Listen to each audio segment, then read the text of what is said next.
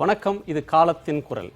1956 November மாதம் தமிழ்நாடு, கேரளா, ஆந்திரா, கர்நாடகா என்று மொழிகளின் அடிப்படையில் மாநிலங்கள் பிரிக்கப்பட்டன. அன்றைய சென்னை மாகாணம் பிரிக்கப்பட்டு அதிகாரபூர்வமாக அறிவிக்கப்பட்டது. தமிழ்நாடு தனி மாநிலமாக அறிவிக்கப்பட்ட அந்த நாள் இன்றோடு 60 ஆண்டுகளை நிறைவு செய்கிறது. பொதுவாக கர்நாடகத்திலும் மற்ற மாநிலங்களிலும் பிரிந்து போன மாநிலங்களில் கர்நாடகத்தில் ராஜ்யோத்சவ தினம் என்கிற பெயரில் அந்த மாநிலம் உருவான நாள் பெரிதாக கொண்டாடப்படும். ஆனால் தமிழ்நாட்டில் அத்தகைய கொண்டாட்டங்கள் இல்லை. 60 ஆண்டுகள் ஆனதனாலோ என்னவோ இந்த முறை தமிழ்நாட்டு தலைவர்கள் அதற்காக வாழ்த்து தெரிவித்திருக்கிறார்கள். திமுக தலைவர் கருணாநிதி, பாமக நிறுவனர் ராமதாஸ், மதிமுக பொதுச் செயலாளர் வைகோ, கொங்குநாடு மக்கள் தேசிய கட்சியின் திரு ஈஸ்வரன், தமிழ்நாடு காங்கிரஸ் கமிட்டியின் தலைவர் திருநாவுக்கரசர் என பல்வேறு தலைவர்கள் வாழ்த்து தெரிவித்திருக்கிறார்கள். இந்த 60 ஆண்டுகளில் மொழி வழியாக பிரிந்த சூழலில் 60 ஆண்டுகளில் நிறைய மாற்றங்களை தமிழ்நாடு சந்தித்திருக்கிறது. இந்திய அரசியலும் சந்தித்திருக்கிறது. மொழிகளின் அடிப்படையில் மாநிலங்கள் பிரிக்கப்பட்ட நோக்கம் நிறைவேறி இருக்கிறதா? அதனால் தமிழ்நாடு பெற்றது என்ன, அதற்கு இழந்தது என்ன? இன்னமும் தீராத பிரச்சனைகளாக இருக்கக்கூடிய பல பிரச்சனைகளுக்கு அன்றைய நாளில் ஏற்பட்ட அந்த மாற்றம் காரணம் என்கிற ஆதங்க குரல்கள் இன்னமும் வெளிப்படுகின்றன. மொழிகளின் அடிப்படையிலான பிரிவினை என்பது தமிழ்நாட்டுக்கு உரம் சேர்த்திருக்கிறதா அல்லது ஊறு விளைவித்திருக்கிறதா? விவாதிக்கலாம். நம்மோடு தமிழ்நாடு காங்கிரஸ் கட்சியின் மூத்த தலைவர்களில் ஒருவரான திரு கோபண்ணா, பாரதிய ஜனதா கட்சியின் மாநில செயலாளர் வழக்கறிஞர் திரு கே டி ராகவன், தமிழ் தேசிய விடுதலை இயக்கத்தின் திரு தியாக அவர்கள். வணக்கம். மொழிவழி மாநிலம் 60 ஆண்டுகளை கடந்திருக்கிறது. இந்த முறை தலைவர்கள் வாழ்த்து தெரிவிக்கிறார்கள். இந்த வாழ்த்தில் இதற்காக தமிழ்நாடு அப்படின்னு பெயர் சூட்டப்படுவதற்கு, இப்படி ஒரு மாநிலம் அமைவதற்கு, இந்த எல்லைக்கோட்டுக்குள் அமைவதற்காக பாடுபட்ட தலைவர்கள் எல்லாம் இந்த நேரத்தில் நினைவு கூறுகிறோம்ன்றாங்க. இந்த 60 ஆண்டுகளில் நாம் பெற்றது என்ன, இழந்தது என்னன்னு சொல்லுங்க. முதலாவதாக தமிழர்களுடைய வரலாற்றில் தமிழர்களுக்கென்று ஒரே அரசியல் அழகு என்பது 56 தான் வந்தது. வடவேங்கடம், தென்குமரி, ஆயிடை, தமிழ்கூறும் நல்லுலகம் என்று எல்லையெல்லாம் வரையறுக்கப்பட்டாலும் ஒரே அரசின் கீழ் இருந்தது இல்லை. ஒரு இனத்திற்கு மொழி உயிர் என்றால் நிலம் உடல். அப்படி ஒரு அமைப்பு முதல்ல நமக்கு 56 தான் கிடைத்தது. நீங்கள் சொன்ன மாதிரி பிரிந்து போனவர்கள் சம்யுக்த கர்நாடகம், ஐக்கிய கேரளம், விசால ஆந்திரம். நமக்கு ஏற்கனவே இருந்த பகுதிகள் சுருங்கி தான் போச்சு. ஏறத்தாழ அந்த எல்லைகள் வந்ததே தவிர நம்ம இந்த 3 மாநிலங்களிடமும் நம்முடைய எல்லைகளை இழந்திருக்கிறோம். இன்னும் சொல்லப்போனால் சென்னை பறிபோக இருந்தது. அன்றைக்கு ராஜாஜி முதலமைச்சராக இருந்தார். மற்ற தலைவர்கள் எதிர்ப்பு தெரிவித்து தான் சென்னையை நம்ம மீட்க முடியும். இல்லைன்னா மதராஸ் மனதேன்னு போயிருக்கோம். திருத்தணியை இழந்து மீண்டும் 60 நாம் மீட்டு எடுத்தோம். அப்படி பல பிரச்சனைகள், இன்றைக்கும் பல எல்லை சிக்கல்கள் நீடிக்கிறது. இங்கே என்ன கூர்ந்து கவனிக்க வேண்டியதுன்னா, மொழி வழி மாநிலம் என்கிறோம். வெறும் பெயர் வைப்பதால் மட்டும் வந்துடாது. அன்னைக்கு தமிழ்நாடு என்று பெயர் இல்லை. பிரியும் போது சென்னை மாகாணமாகவும் ஸ்டேட் ஆஃப் மெட்ராஸ்னும் தமிழ்நாட்டு மக்கள் மதராசிகள் என்றும் தான் அழைக்கப்பட்டாங்க. சங்கரலிங்கனார் போராடினார். 67க்கு பிறகுதான் சட்டமன்றத்தில் தீர்மானம் வந்து தமிழ்நாடு என்ற பெயர் அண்ணா சுட்டி அதை டெல்லியினுடைய ஒப்புதல் வாங்கினாங்க. ஆனால் இங்கே என்ன முக்கியமாக பார்க்கணும், அந்த மாநிலம் என்ற பெயர் இருக்குது பாருங்கள், அது ரொம்ப முக்கியமானது. ஸ்டேட் என்பது பிரித்தானிய ஆட்சி காலத்தில் சமஸ்தானங்களை குறிப்பதற்கு பயன்படுத்தப்பட்டது. நம்ம சமஸ்தானங்களுக்கு வெளியில் இருந்த பிரித்தானிய இந்தியா பிரசிடென்சிஸாகவும் ப்ராவின்சஸாகவும் இருந்தது. இதனுடைய அர்த்தம் என்னன்னா, ஸ்டேட் என்றாலே அதுக்கு சாவரின்டி உண்டு. பிரித்தானியர் குறுநில மன்னர்களுக்கு சாவரின்டி கொடுத்தாங்க. அப்போது அது சமஸ்தானம் என்று அழைக்கப்பட்டது. இப்போ ஸ்டேட்னா மாநிலம், இது குறுநிலம் அல்ல. இதான் இங்கே முக்கியமானது. அகண்ட பரப்பா குறுகிய பரப்பா என்பதல்ல. மாநிலம் என்றால் நமக்கு கிடைக்கல. சர்வதேச ஊடகங்கள் இந்தியாவையும் பாகிஸ்தானையும் குறிப்பிடும் போதே இந்தியன் ஸ்டேட், பாகிஸ்தான் ஸ்டேட் என்ற நீதிமன்றத்தில் பாருங்க ஸ்டேட்னு வரும், ஸ்டேட் வெர்சஸ் அப்படின்னு வரும். அது மாதிரியான ஒரு ஸ்டேட் இது இல்லை. யுனைடெட் ஸ்டேட்ஸ் சொல்றாங்க. எப்படி தமிழ்ல சொல்றோம்? அமெரிக்க ஐக்கிய நாடுகள் என்று சொல்றோம். அதாவது இப்போ இங்க மாநிலம் என்று சொல்வதா நாடு என்று அந்த பேருக்குள்ள கூட நான் போகல. மாநிலம் ஸ்டேட்னு நீங்க சொல்லிட்டீங்கனாலே ஒரு குடியரசு நாட்டில் சாவரின்டி அதுக்கு வரணும். இப்போ அது வரும்போது என்னென்ன வரும்? மொழி உரிமை, நில உரிமை, பொருளியல் உரிமை, பண்பாட்டு உரிமை, இந்த எல்லா உரிமைகளும் வரணும். எனவே இந்த ஒரு வடிவம் கிடைத்திருக்கிறதே தவிர இந்த உரிமைகள் வந்து சேரவில்லை. அப்போ அந்த உள்ளடக்கம் நமக்கு இன்னும் வந்து சேரல. முதல்ல இதை நாம் வரவேற்கிறோம், பாராட்டுகிறோம். நீங்கள் சொன்னீங்க கட்சிகள் வாழ்த்து. தமிழ் தேசிய அமைப்புகள் ஒவ்வொரு ஆண்டுமே தொடர்ந்து தமிழக பெருவிழா என்று இந்த நாளை அனுசரித்து கொண்டு தான் இருக்கிறோம். கர்நாடகத்திலையும் மற்ற இடத்துலையும் இங்கே எல்லா கட்சிகளும் வரலாம். இப்போ எல்லோரும் முன் வந்திருக்கிறது நம்ம வரவேற்கிறோம். ஏன்னா ஒரு காலத்தில் தட்சிண பிரதேசத்துக்குள்ளே இதெல்லாம் அமுங்கி போக பார்த்துச்சு. அன்னைக்கு தமிழ்நாட்டு தலைவர்கள் எல்லோருமே அதை எதிர்த்தாங்க. பெரியார், காமராஜர் அத்தனை பேரும் தட்சிண பிரதேசத்தை எதிர்த்தாங்க. எதிர்த்ததுனால தான் நமக்கு மொழி வழி மாநிலம் கிடைச்சிச்சு. உங்களுக்கு கிடைச்ச வரைக்கும் மகிழ்ச்சி. ஆனால் இந்தியாவை 4ஆக பிரிக்கக்கூடிய அந்த தட்சிண பிரதேசம் அப்படின்ற ஒன்றுடைய வரலாறே இன்றைய இளம் தலைமுறைக்கு தெரிந்திருக்கிறதுக்கு வாய்ப்பில்லை. தமிழ்நாட்டுடைய கர்நாடகா மொழிவழி மாநிலம் தட்சிண பிரதேசம்னா அது ஆந்திர பிரதேசம் மாதிரி இன்னொரு பிரதேசம் நினைச்சு நிறைய பேர் என்ன நினைக்கிறாங்கன்னா மொழிவழி மாநிலம் ஏதோ தானா வந்துடுச்சு, உதிர்ந்துடுச்சுன்னு நினைக்கிறாங்க. இல்ல, கன்னியாகுமரியை மீட்பதற்காக நாம் போராடி இருக்கிறோம். வடக்கு எல்லையை பாதுகாப்பதற்காக போராடி இருக்கிறோம். மங்களங்கிழார், மாப்போசி, நேசமணி இவருடைய போராட்ட வரலாறு நம்முடைய இளைஞர்களுக்கு தெரியணும். இன்னமும் நம்ம இழந்த எல்லைகள் இருக்கின்றன என்பது வேறு செய்தி. ஆனால் ஏற்கனவே இப்போ இருக்கிற எல்லைகளாவது இல்லைன்னா கன்னியாகுமரி நமக்கு வந்திருக்காது. திருவிதாங்கரோட சேர்ந்து மலபாருக்கு போயிருக்கோம். ஆனால் வட வேங்கடம் என்று சொன்னோம். மாலவன் குன்றத்தை இழந்தோம், வேலவன் குன்றத்தை மீட்டோம், திருத்தணியை மீட்டோம். இப்படி நிறைய வரலாறுகள் இதுக்கு பின்னால் இருக்குது. எனக்கு சும்மா தமிழ்நாடு தானா இப்படி வரல, வந்ததை நாம் வரவேற்கிறோம். நான் அதை குறை சொல்ல. ஆனால் இதனுடைய உள்ளடக்கத்தை ஒரு ஃபுல் ஸ்டேட் ஹூட், ஒரு முழுமையான அந்த தகுதியை பெறுவதற்கான போராட்டம் மிச்சம் இருக்கிறதுன்னு சொல்கிறேன். அது தமிழ்நாட்டுக்கு மட்டும் பொருந்துமா, எல்லா மாநிலங்களுக்கும் பொருந்துமா அப்படின்ற கேள்வி இருக்கு. இன்றைக்கு ஒரு வலுவான மத்திய அரசு சிறிய மாநிலங்கள், ஸ்மால் இஸ் பியூட்டிஃபுல், அதுதான் நிர்வாக வசதிக்கேற்ற மாநிலங்கள் அப்படின்னு சொல்லி மாநிலங்கள் சுருங்கி கொண்டே வருகின்றன. மாநிலங்களுடைய எல்லை பரப்புகள், அதற்காக அந்தந்த பகுதி மக்கள் போராடுறதையும் பார்க்கிறோம். அதை பற்றிலாம் நம்ம பிறகு விரிவாக விவாதிக்கலாம். முதற்கட்டமாக நால்வருடைய கருத்தை நான் அறிகிறேன். திரு கொளத்தூர் மணி அவர்கள் திராவிடர் விடுதலை கழகத்தின் தலைவர் திரு கொளத்தூர் மணி சேலத்தில் இணைந்திருக்கிறார். அவரிடம் கேட்கலாம். வணக்கம் திருமணி. இந்த 60 ஆண்டு கால தமிழ்நாட்டு வரலாறு, தமிழ்நாடு என்று மாநிலம் பிரிந்த இந்த 60 ஆண்டு காலத்தில் தமிழ்நாடு கற்றது என்ன, பெற்றது என்ன, அதை பற்றி உங்களுடைய முதற்கட்ட உரிமையை சொல்லுங்க, கருத்துக்களை சொல்லுங்க.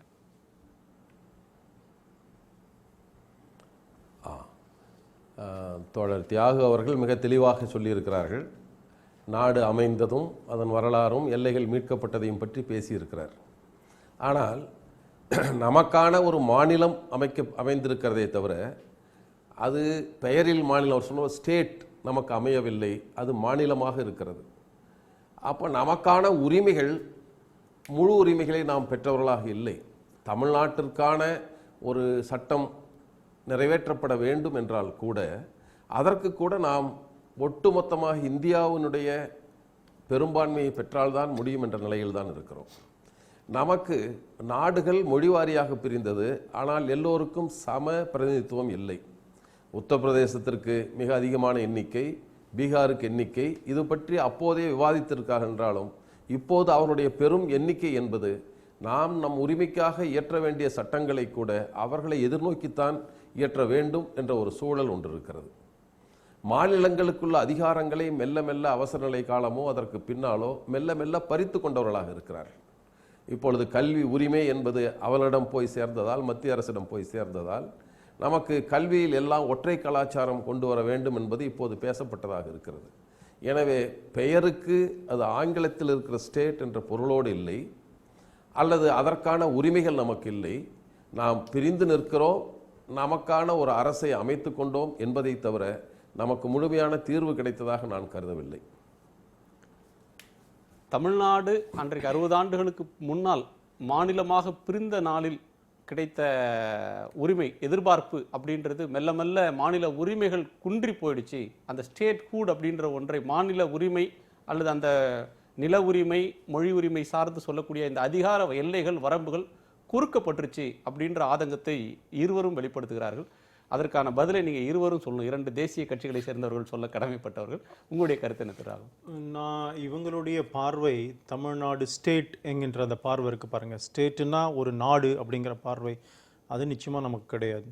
அட்மினிஸ்ட்ரேட்டிவ் கன்வீனியன்ஸ்க்காக நீங்கள் கூட சொன்னீங்க. அதுக்கப்புறம் நிறைய மாநிலங்கள் பிரிந்திருக்கிறது. சமீபத்தில் தெலுங்கானா, ஆந்திரா ரெண்டுமே தெலுங்கு பேசுகிற மக்கள் தான் அதிகமாக இருக்கிற மாநிலம் 2 வந்தது.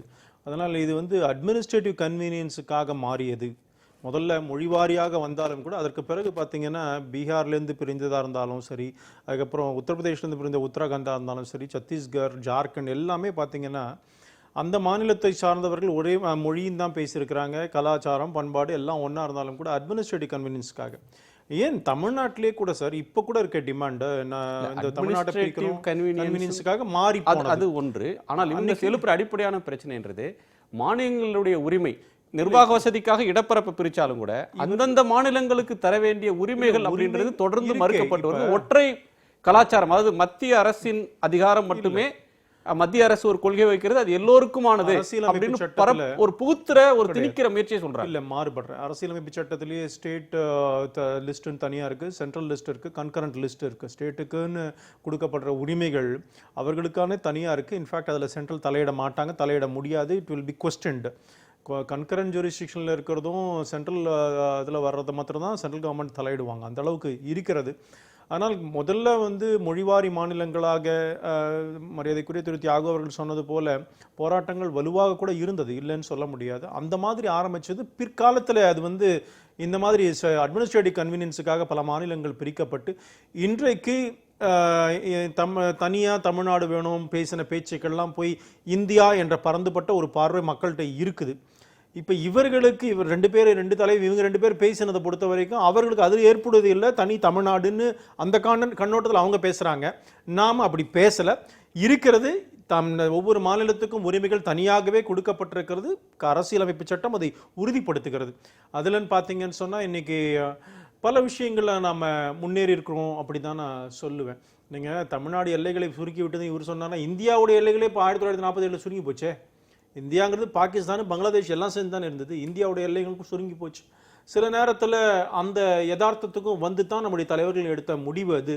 அதனால் இன்னைக்கு பொறுத்த வரைக்கும் மொழிவாரி மாநிலங்கள் என்பதெல்லாம் பிரிந்தாலும் கூட இன்னைக்கு ஓரளவுக்கு எல்லாருமே ஒரே இணக்கத்தோடையும் கூட இருக்க முயற்சிக்கிறாங்க. சில இடத்துல சில பிரச்சனைகள் இருக்கு. பிரிந்தவர்களுக்கு மத்தியிலேயே இணக்கம் இல்லை, அது சென்றவர்கள். அதற்கு முன்னாடி ஒரு வலுவான ஒரு திராவிட நிலப்பரப்பில் 4 மாநிலம் இருந்தது. 4 மாநிலத்தோடும் பிரச்சனை இருக்கிறது. அவருடைய கருத்து அப்ப வேற. நீங்க உங்கள் ஆட்சி காலத்துல தான் 60 ஆண்டுகளுக்கு முன்னால் இது நடந்தது. காமராசர் ஆட்சி காலத்தில் காமராசர் அவர்கள் கல்வி வள்ளல், ஏழைகளுக்காக பாடுபட்ட பெருந்தலைவர்னு மிகப்பெரிய அளவில் தமிழர்களால் போற்றப்பட்டாலும் கூட ஒரு தரப்பினரால் இந்த பிரச்சனைகளுக்காக இந்த நிலப்பகுதி அப்படின்னு வரும்போது தேவிகுளம் பீர்மேடோ அல்லது மற்ற இடங்களோ வடவேங்கடம்னு சொல்ற திருப்பதியை இழந்தது அப்படின்னு வரும்போது அந்த ஆட்சியின் மீது கூட விமர்சிக்கக்கூடியவர்கள் இன்றளவும் உண்டு. எனவே இந்த 60 ஆண்டுகளில் என்ன நோக்கம் நிறைவேறி இருக்குன்னு நினைக்கிறீங்க? இல்லை, முதல்ல இந்த நவம்பர் 1க்கு இந்த ரிஷி மூலம் நதி மூலம் பார்த்தீங்கன்னா கிழக்கிந்திய கம்பெனியினுடைய வருகை, அதை எதிர்த்து பிளாசி யுத்தம் 1757, 100 ஆண்டுகள் கழித்து 1857 முதல் இந்திய சுதந்திர போர், அதற்கு அஜிமுல்லா கான், நானா சாஹிப் போன்றவர்கள் தங்கள் உயிரை மாய்த்து கொண்டது, பகதூர் ஷா கைது செய்யப்பட்டு நாடு கடத்தப்பட்டது. அதற்கு பிறகு 1885 இந்திய தேசிய காங்கிரஸ் நிறுவப்பட்டு 1905க்கு பிறகு வங்காள பிரிவினையை மொழியின் அடிப்படையில் அப்பயே நாங்கள் எதிர்த்தோம். ஒரே மொழி பேசுகிற இதை பிரிக்காதீங்க அப்படின்னு நாம் குரல் கொடுத்தோம் காங்கிரஸ் கட்சி சார்பாக அன்றைக்கு. அதனால் தொடர்ந்து 1921களில் மகாத்மா காந்தி அவர்கள் அரசியல் பிரவேசம் செய்ய ஆரம்பித்ததுமே அந்தந்த பிராந்திய மொழிகள் தான் முன்னிலைப்படுத்தப்பட வேண்டும், அந்தந்த பிராந்திய மொழிகள் தான் ஆட்சி. ஏன்னா 1919 சட்டத்துக்கு பிறகு பல மாநிலங்களில் ஆட்சி முறை வந்துடுது. அந்த முறை அங்கெல்லாம் பிராந்திய மொழியில் தான் நடக்கணும், நிர்வாகம் பிராந்திய மொழியில் இருக்கணும்னு மகாத்மா காந்தி அவர்கள் சொல்லி இந்திய தேசிய காங்கிரஸ் இயக்கத்திலேயே ஆங்கிலத்துக்கு மாற்றாக பிராந்திய மொழிகளை முன்னிலைப்படுத்தணும்னு முயற்சி பண்ணாங்க. 1923 கவிக்குயில் சரோஜினி நாயுடு அவர்கள் தலைமையில் நடைபெற்ற இந்திய தேசிய காங்கிரஸ் மாநாட்டில் provincial Congress committee, Madras provincial Congress கமிட்டின்னு இருந்தது. அதை Tamil Nadu Congress committee, Kerala Congress committee, Andhra Congress committee, Karnataka Congress committee என்று மொழியின் அடிப்படையில் நீங்கள் 1956 தான் மொழி வழி மாநிலங்கள் அமைக்கப்பட்டது. ஆனால் 1923 மாகாண காங்கிரஸ் கமிட்டிக்கு மொழியின் அடிப்படையில் பிரித்து வரலாற்று பெருமையில் மிகப்பெரிய பங்கை ஆற்றிய இயக்கம் காங்கிரஸ் இயக்கம். இந்த பிரிட்டிஷ் ஆட்சிக்கு எதிராக, அதாவது ஒவ்வொரு மாநிலத்தினுடைய அபிலாஷைகளை நிறைவு செய்கிறது. அந்த வகையில் இன்றைக்கி 1956 நவம்பர் 1 வருகிறது.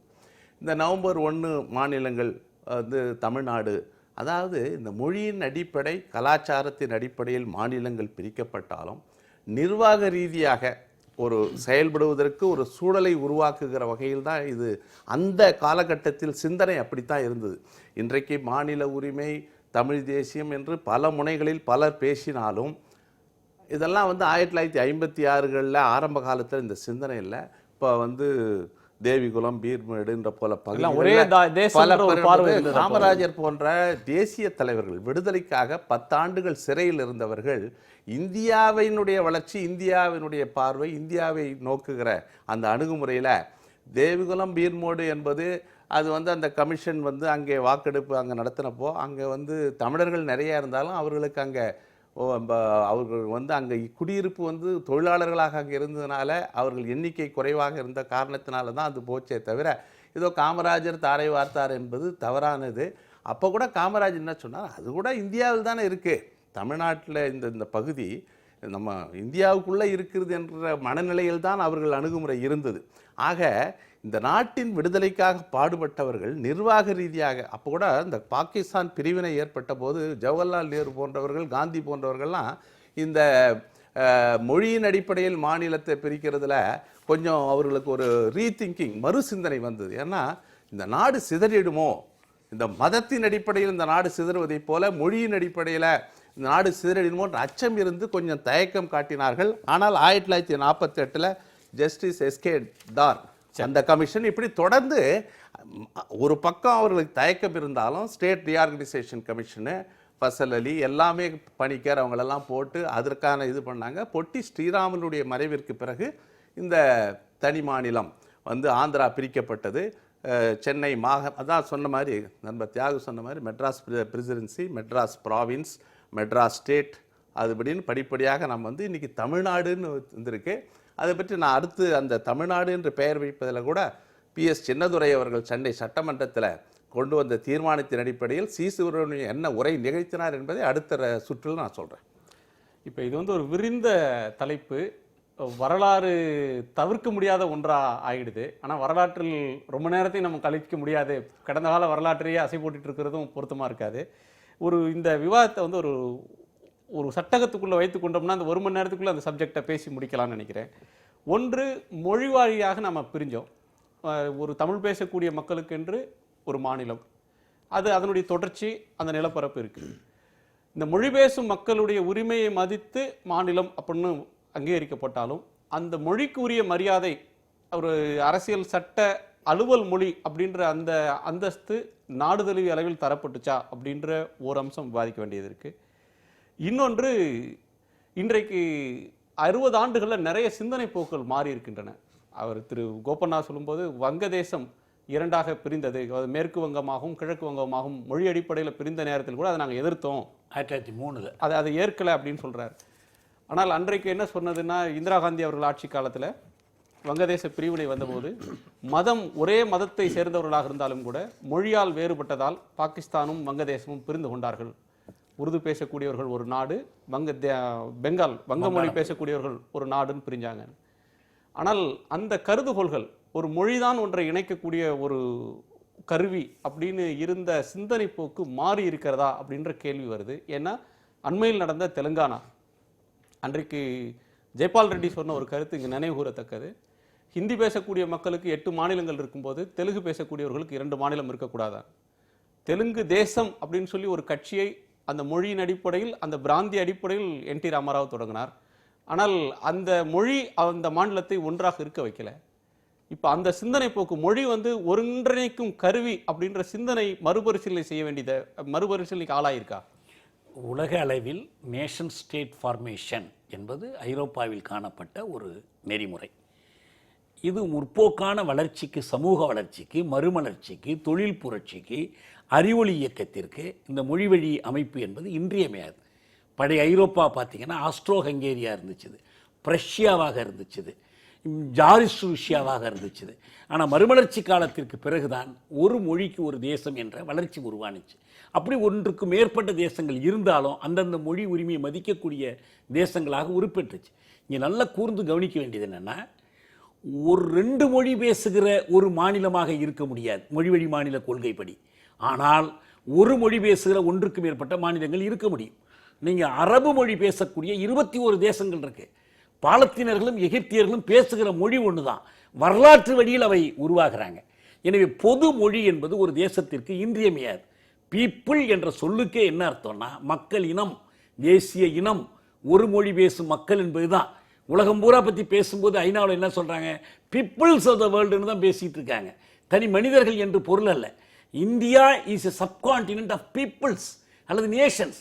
காந்தியார் தென்னாப்பிரிக்க அனுபவத்தின் அடிப்படையில், அதிலும் குறிப்பாக தமிழர்கள் வகித்த பங்கினுடைய அடிப்படையில் பெற்ற படிப்பினை வைத்துதான் இந்தியாவில் காங்கிரசுக்கு தலைமை ஏற்பதற்கே ஒரு நிபந்தனை போட்டார். மொழிவழி அமைப்பு என்பதை நிபந்தனையாக்கினார். நேரு இதை வலியுறுத்தி இருக்கிறார். ஆனால் வெற்றி பெற்றதற்கு பிறகு, ஆட்சி வந்ததற்கு பிறகு அவங்க கொஞ்சம் பின்னடிக்க பார்த்தாங்க. ஆந்திரத்தில் நீங்க தெலங்கானாவும் ஆந்திராவுமா பிரிஞ்சிருக்கிறாங்க. ஏன்னா வரலாற்று வகையில் அதற்கான காரணிகள். மொழி வந்து ஒரு ஒருங்கிணைக்கிற கருவியாக, மக்களை ஒருங்கிணைப்பு, ஒரு தேசிய இனத்தை ஒன்று சேர்க்கக்கூடிய ஒரு கருவியாக, காரணியாக இல்லைன்றது இந்த தெலுங்கானால வரலையா? இல்ல நான் என்ன சொன்னா, 2 பேருக்கும் அவங்க ஹைதராபாத்ல நைஜாம் ஆட்சியின் கீழே வந்தவங்க, இவர்கள் சென்னை மாகாணத்தின் கீழே வந்தவங்க. இவர்களுக்கு இடையில பண்பாட்டு ரீதியான வேறுபாடுகள், வரலாற்று வழிபட்ட வேறுபாடுகள் இருக்கு. Historical community of the people என்பதுதான் தேசிய இனத்துக்கான வரையறை. இப்ப இடையில் அவர்கள் மொழி அடிப்படையில் ஒன்று சேர்ந்தாங்க. ஏன் பிரிய நேரிட்டது? அதான் ரொம்ப முக்கியமா பார்க்கணும். அவங்க முழக்கம் என்ன? விசாலாந்திரத்தில் மக்கள் ராஜ்யம். விசாலாந்திரத்தில் மக்கள் ராஜ்யம் தான் ஆந்திர மகாசபையினுடைய முழக்கம். அதைத்தான் கம்யூனிஸ்டுகள் தலைமையேற்று நடத்தினாங்க. தெலங்கானா ஆயுத போராட்டத்தினுடைய 6 பெரும் தலைவர்களும் ஆந்திராவிலேருந்து போனவங்க, மறந்துடாதீங்க. சுந்தரையா, பசவ பொன்னையா, தேவலப்பள்ளி வெங்கடேஸ்வர ராவ், ராஜேஸ்வர ராவ், இவங்க எல்லோருமே இங்கேருந்து போன தலைவர்கள் தான். மொழி அடிப்படையில் சேர்த்தாங்க. ஆனால் என்ன ஆச்சு? விசாலாந்திரம் உருவானுச்சு, மக்கள் ராஜ்யமாக உருவாகலை. உருவாகாத போது பின்தங்கிய பகுதியை அந்த நிலைக்கு உயர்த்துவதற்கான நடவடிக்கைகளை இந்தியாவுக்கு உட்பட்டு எடுக்க முடியல.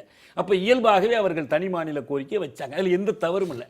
அப்போதும் சரி, இப்போதும் சரி, தெலங்கானா தனி மாநிலமாக போனதில் தவறில்லை. நாளை அவர்கள் மொழிவெளியில் ஒரு தேசமாக ஒன்றுபடுகிற வாய்ப்பு கூட உண்டு. அன்னைக்கு வங்கப்பிரிவினை ஏன் எதிர்த்தோம்? பிரித்தானியர் மதத்தின் அடிப்படையில் பிரிச்சாங்க. வட்டாரமோ வேறு வரலாறோ இல்லை. இது முஸ்லீம் கிழக்கு வங்கம், இது இந்து மேற்கு வங்கம்னு பிரிச்சாங்க. ஏன்னா வங்கம் தான் இந்திய விடுதலை போராட்டத்திலும் இந்தியாவில் மறுமலர்ச்சி கருத்தியலிலும் முன்னோடி மாநிலமாக இருந்துச்சு. அதை உடைத்தால் இந்திய விடுதலை போராட்டத்தை உடைக்க முடியும்னு அவங்க நம்பினாங்க. ஆனால் அதற்கு எதிரான போராட்டம் தான் இதில் உருவானிச்சு. உங்களுக்கு இன்னைக்கு ஜெர்மனி அப்படிதான் ஒன்று சேர்ந்திருக்கு. எத்தனையோ நாடுகளை நாம் எடுத்து காட்டிக்கிட்டு இருக்க முடியும். அதனால தான் நான் என்ன சொல்றேன்னா, ஒரு மொழி பேசுகிற 2 மாநிலம், நீங்க சொன்ன மாதிரி இந்தி மாநிலங்கள் எத்தனையோ இருக்கிறாங்க. தேசங்கள் என்று பார்த்தால் பாலத்தீனர்கள், எகிப்தியர்கள், சிரியர்கள், லிபியர்கள், டியூனிஷியர்கள் எத்தனையோ பேர் இருக்கிறாங்க. ஆனால் ஒரு தேசம் என்பதற்கான அளவுகோல் பொது மொழி தான். அதுதான் முதல் அளவுகோல். மற்றதெல்லாம் சேருது, அப்புறம் சேருது. இங்கே நமக்கு அந்த மொழி உரிமை இல்லாத போது இங்கேயும் அதே சிக்கல் வருது. உங்களுக்கு நம்ம மொழி பயிற்று மொழியாக இருக்கமில்ல, ஆட்சி மொழி இல்லை, நீதிமொழி இல்லை. தமிழ்நாட்டினுடைய தலைநகரத்தில் நீதிமன்றத்தில் தமிழில் வழக்காடுவதற்கு இன்னைக்கு நம்ம போராடிக்கிட்டு இருக்கிறோம். வேற என்ன மொழி வழி மாநிலத்தினால் நம்ம எப்படி சாதிக்க முடியும்? சாதிக்க முடியும், தடையாக இருக்கிறது. இன்னைக்கு இருக்கிற சட்டங்கள், இந்த ஏற்பாடுகள் தடையாக இருக்குது. திரு கொளத்தூர் மணி, இந்த கருத்துக்கள் உங்களுக்கு உடன்பாடவனே? இல்லை, நான் உடன்படுகிறேன். தோழர் தியாகு அவர்களுடைய கருத்தோடு நான் உடன்படுகிறேன். இது இன்னொரு செய்திகள் சொல்லியாக வேண்டும். இந்த மாநில சீரமைப்புக்குள்ளே கூட அந்த அறிக்கையின் இறுதியில் பணிக்கர் கருத்து வேறுபாடுபட்டார். பணிக்கரை பொறுத்தவரை அவர் சில கருத்து வேற்றுமைகளை பதிவு செய்தார், நோட் ஆஃப் டிசன்ட் எழுதினார்.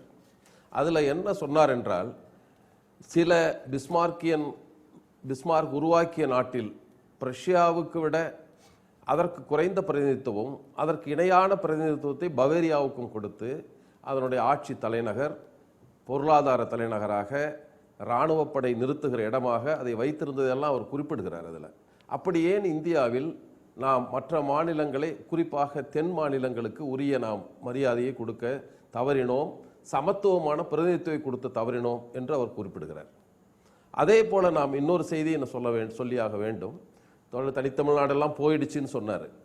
இப்போது தான் உருவாகி கொண்டு வருகிறது. ஏன்னா உரிமை மறுக்கப்படுகிற போது, தோழர் குறிப்பிட்டதை போல வழக்காடு மொழியாக கூட என்னுடைய மாநிலத்தில் என் மொழி இல்லை என்கிற போது, அல்லது அந்த என்னுடைய மொழியை பயிற்று மொழியாக கொண்டு வருவதற்கு கூட தடைகள் வருகிற போது, அதற்கு எங்கோ இருக்கிற உச்சநீதிமன்றம் அதற்கான தீர்ப்புகளை வழங்குகிற போது அதை பற்றி மீண்டும் சிந்திக்கிற சூழல் இப்போதுதான் உருவாகி இருக்கிறது. அவர்கள் சொல்லுவதைப் போல ஒரு மொழி பேசுகிறது ஒரு மாநிலமாக இருக்க வேண்டும் என்ற பொருள் இல்லை. அம்பேத்கர் கூட சொன்னார், 1 லாங்குவேஜ் 1 ஸ்டேட் என்பது தவறு, 1 ஸ்டேட் 1 லாங்குவேஜ் தான். ஒரு மாநிலத்திற்கு ஒரு மொழியாக இருக்க வேண்டும், ஒரு மொழிக்கு ஒரு மாநிலம் மட்டும் என்பது சரியில்லை என்பதை கூறுவார். அப்போதே அவர்கள் பிரித்த போது கூட உத்தரப்பிரதேசத்திற்கு அதிக எண்ணிக்கை இருக்கிறது. அம்பேத்கர் எழுதுகிறார், எப்போதும் வட இந்தியர்கள் குறிப்பாக உத்தரப்பிரதேசத்துக்காரர் தான் தலைமை அமைச்சராக வருவார்கள், எப்படி ஒரு தென்னாட்டை சேர்ந்தவர் வர முடியும் என்பதை பேசுகிறார். இரண்டாவது தலைநகராக ஒன்று நிறுவலாம் என்று கூட பேசுகிறார். காரணம், எட்டாத தூரத்திலிருந்து ஆட்சி செய்கிற போது தொட்டாத தூரத்தில் இருப்பவர்களுக்கு பலன் போய் சேராது என்று கருதுகிறார்கள்.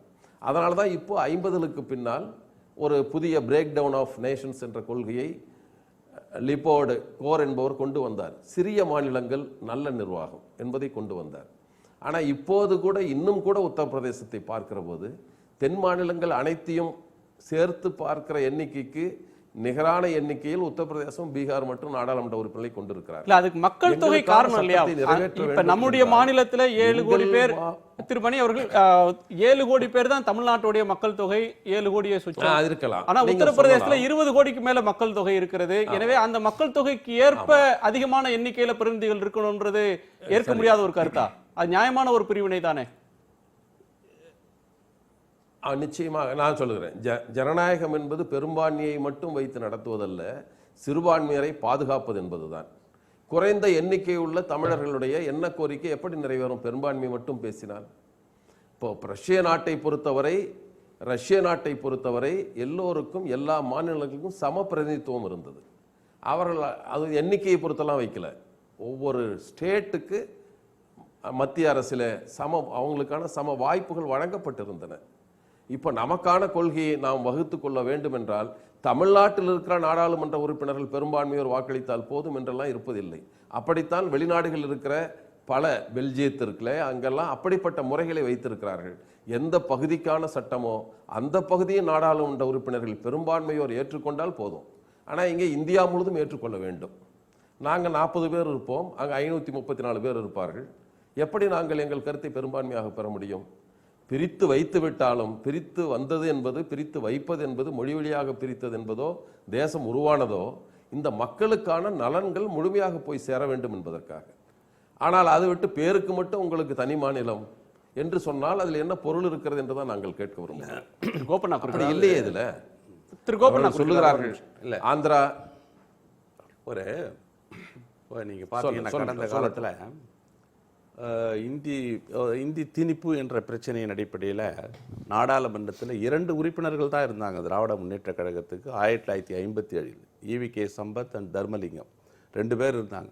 அப்போ தமிழ்நாட்டில் அன்றைக்கி குடியரசுத் தலைவர் வரும்போது ஒரு பிரச்சனை அதுக்கப்புறம் இந்த உறுதிமொழி கேட்குறப்போ நீங்கள் என்ன வேணால் சொல்லுங்கள், நாங்கள் எழுதி கொடுக்குறேன்ட்டு ஜவஹர்லால் நேரு சொல்ல கடிதம் எழுதி சம்பத்துக்கு தான், சொல்லின் செல்வ சம்பத்துக்கு அந்த கடிதம் எழுதி இந்தி திணிக்கப்படாது, இந்தி பேசாத மக்கள் விரும்புகிற வரை இந்தி திணிக்கப்படாது அப்படின்ற ஒரு உறுதிமொழியை அவர் கொடுக்குறார். அப்போ 2 உறுப்பினர்கள் தான், 2 உறுப்பினர்கள் இருக்கிற திராவிட முன்னேற்ற கழகத்துக்கு தான் மிகப்பெரிய பெரும்பான்மையை பெற்ற பிரதமராக இருக்கிற ஜவஹர்லால் நேரு அந்த உறுதிமொழி. ஆக எதுவுமே பெரும்பான்மையின் அடிப்படையில் அமைந்து விடுவதல்ல.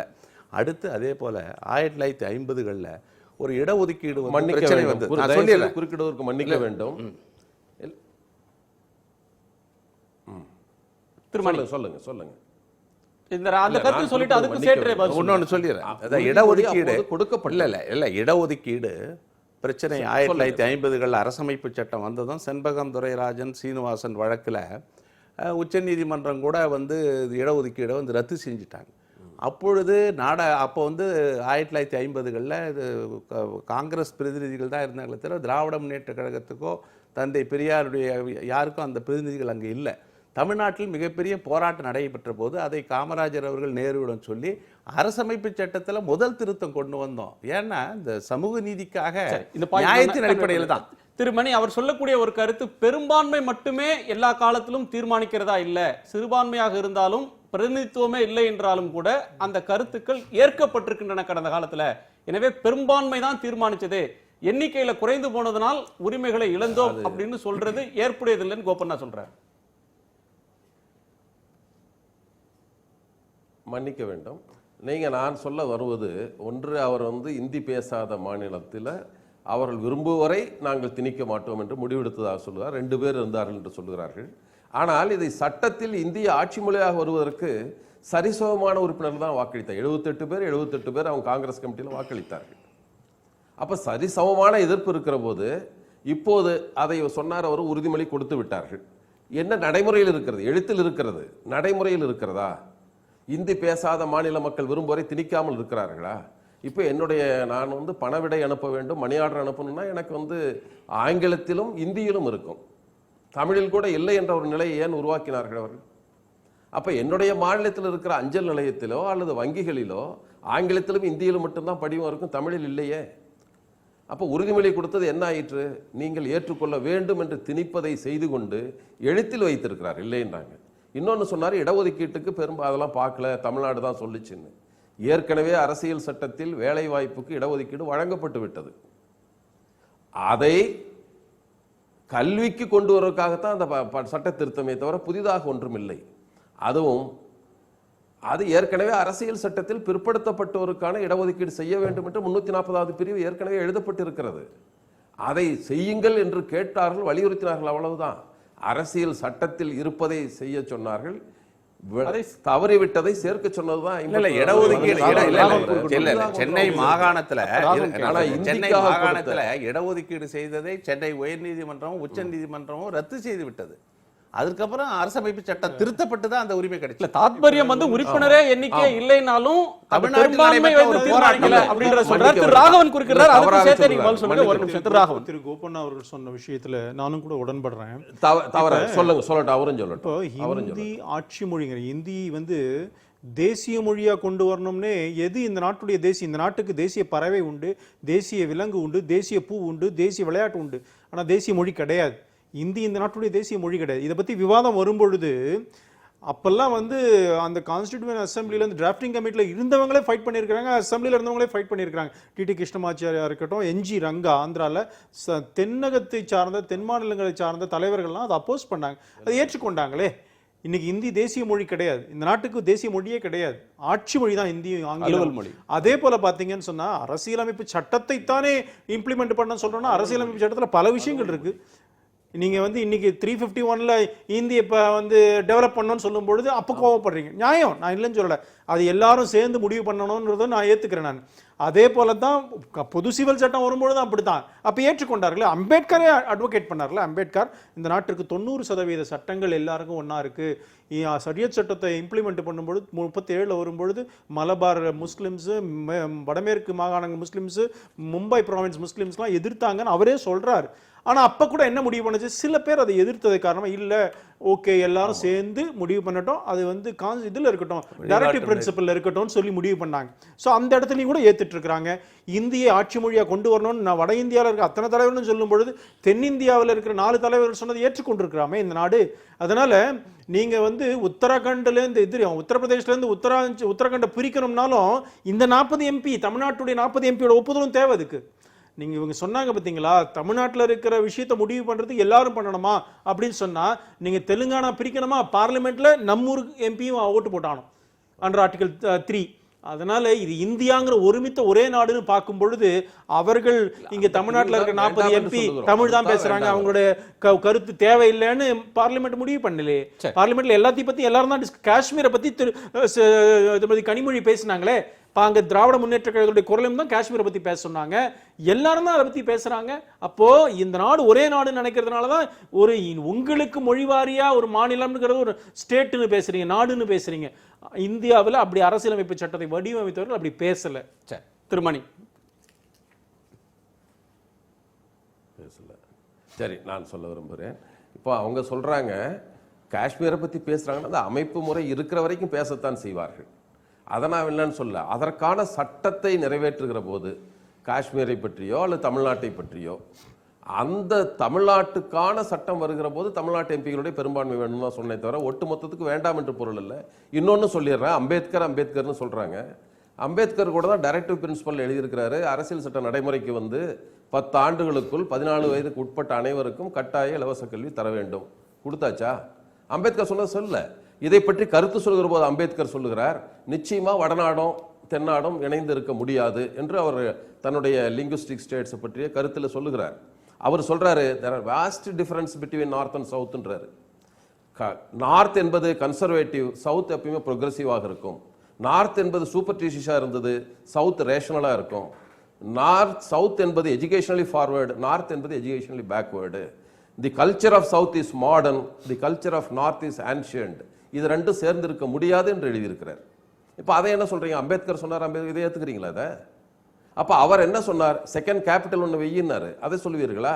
எது வசதியோ அதுக்கு அம்பேத்கர்ன்றீங்க, நீங்க தயவு எது இல்லையோ அதை விட்டு விடுவீர்கள்.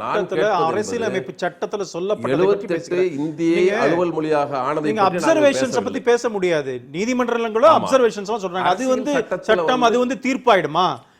நாம அரசியலமைப்பு சட்டத்துல என்ன நடந்திருக்கு, விவாதங்கள்ல என்ன வந்திருக்கு, அதை பத்தி தான் இங்க பேசி, அதுதான் தவறு என்று நாங்கள் கருத்துக்களை பற்றி பார்வையில் தவறு என்று சொல்லுகிறோம். என்ன சட்டமாக மாறியதுங்கிறத பத்தி தான் பேசுவதே. அதுதான் உங்க கருத்தை பற்றி நான் சொல்லுங்க. ஒரு மாநிலத்தில் ஒரு இடைவேளை பலனில்லாமல் போனதற்கு இது காரணம்னா நம்ம வந்த பெற்ற அறிவு அது. சரி, நாம் ஒரு இடைவேளைக்கு பிறகு பேசலாம். இதுல வந்து அண்மையில சட்டமன்ற நாடாளுமன்ற தொகுதிகளுடைய மறு வரையறை நடந்த போது கூட தொகுதிகளுடைய எல்லைகள் மறுசீரமைக்கப்பட்டனவே தவிர அந்தந்த மாநிலத்துக்கான எம்பி, மாநிலத்தில் உள்ள சட்டமன்ற உறுப்பினருடைய எண்ணிக்கை அப்படின்றது வந்து மக்கள் தொகை அடிப்படையில் இல்ல மாற்றல, எண்ணிக்கையை மாற்றல. மாநில மக்கள் தொகை என்னவாக இருந்தாலும் தமிழ்நாட்டோட சட்டமன்ற உறுப்பினர்கள் எண்ணிக்கை என்பது 234 தான். அதற்குள்ள பிரிச்சுக்கிட்டாங்களே தவிர அந்த எண்ணிக்கையை எந்த இடத்துலையும் மாற்றல. அதே மாதிரி இந்திய அளவிலான எம்பிக்களுடைய எண்ணிக்கையிலும் மாநிலத்துக்கு அவ்வளவு. உத்தரப்பிரதேச மாநிலம் வந்து பெரிய மாநிலமாக இருந்தாலும் எண்ணிக்கையில் அதிகமாக இருந்தாலும் வளர்ச்சின்ற பார்க்குறப்போ ஒரு தமிழ்நாடு, கர்நாடகா, ஆந்திரா இதெல்லாம் பார்க்குறப்போ பெரிய வளர்ச்சி அடையலையே அவங்க.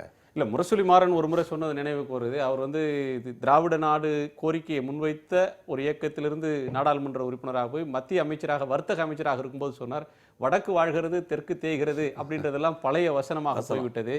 இப்போ வந்து நன்றாக நிர்வகிக்கப்படும் மாநிலம், நன்றாக நிர்வகிக்கப்படாத மாநிலம், நன்றாக நிர்வகிக்கப்படும் மாநிலங்கள் முன்னேறுகின்றன அப்படின்ற பார்வை தான் நான் அமைச்சரான பிறகு பெற்றுக்கொண்டேன்ற ஒரு பார்வையை பதிஞ்சிருக்கிறார். நாம தமிழ்நாடு பற்றி பேசும்போது ஒரு முக்கியமான 2 அம்சங்களை பேசலாம். தமிழ்நாட்டில் கடந்த 60 ஆண்டுகளில் தேசிய கட்சிகளின் ஆட்சி இல்லாமல் மாநில உரிமை பேசக்கூடிய கட்சிகள் இருந்ததனால்தான் இந்த தமிழ்நாட்டினுடைய காவிரி பிரச்சனையோ, முல்லை பெரியாரோ அல்லது இதர பிரச்சனைகளோ தீர்க்கப்படாமல் போய்விட்டது. தேசிய கட்சிகளுடைய செல்வாக்கு இருந்திருந்தால் இவை தீர்க்கப்பட்டிருக்கும் அப்படின்ற ஒரு பார்வை இருக்கு. இன்னொன்று, தமிழ்நாடு எப்படிப்பட்ட வளர்ச்சியை இந்த 60 ஆண்டுகளில் பெற்றிருக்கிறது அப்படின்றத பேசலாம். தியாகு, கால வரம்புக்குள்ள இதை பேச வேண்டியதாக இருக்குது, இல்லைன்னா இதை வந்து விரிவாக பேசலாம். 4 பேரும் இதில் நிறைய வரலாறு தெரிந்தவர்கள், நிறைய படித்து அறிஞ்சவங்க. அதனால் அந்த ஒரு கால வரம்புக்குள்ளே பேச வேண்டிய நிர்பந்தத்தில் இருக்கிறோம்.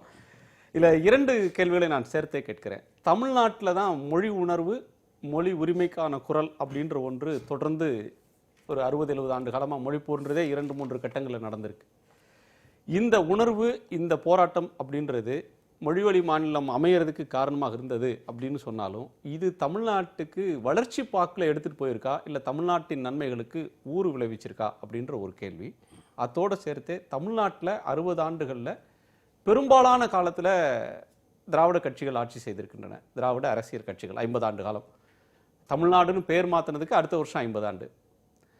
இந்த 50 ஆண்டு காலத்தில் திராவிட கட்சிகளுடைய செல்வாக்கு இல்லாமல் தேசிய கட்சிகள் ஆட்சி செய்திருந்தால் தமிழ்நாட்டுடைய தீராத பிரச்சனைகளாக இருக்கக்கூடிய பிரச்சனைகள் ஒரு சகோதர உணர்வோடு மற்ற மாநிலங்களோடு தீர்க்கப்பட்டிருக்கும் அப்படின்ற பார்வையும் கூட சிலரால் முன்வைக்கப்படுது.